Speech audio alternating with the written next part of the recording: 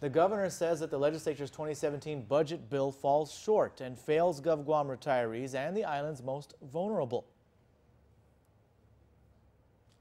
After an initial review of the FY17 budget that the legislature passed, the governor's office issued a press release titled Cap/Find the Cash. The legislature's budget bill falls short. The vice speaker introduced and the legislature passed a budget bill based on conservative revenue estimates. The bill they passed cuts $55 million in spending, but the governor's office says this will prevent them from covering certain expenses.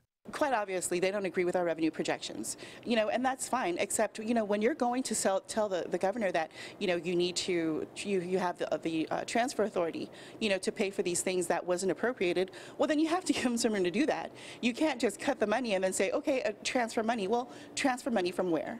You've essentially, put handcuffs on the budget and, thrown it into the water and hope that it's going to swim. Adaloop says that the $55 million in savings comes at a cost, and the budget bill fails to appropriate the money needed to provide the service. When you shortchange the agencies like this, what you're doing is you're crippling the agencies, because then you're not able to do things that you need to do. For example, we've got the medical, life, and dental insurance for our retirees.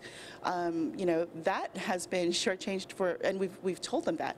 The administration says that the legislature underappropriated funding for retirees' medical, dental, and life insurance for this current year and the next fiscal year. And then going into 2017, they're doing the same thing. They're saying, despite us telling them that this is something, it's going to cost this amount of money, it's going to cost about $36 million, and you're only giving us 24, then what are we supposed to do?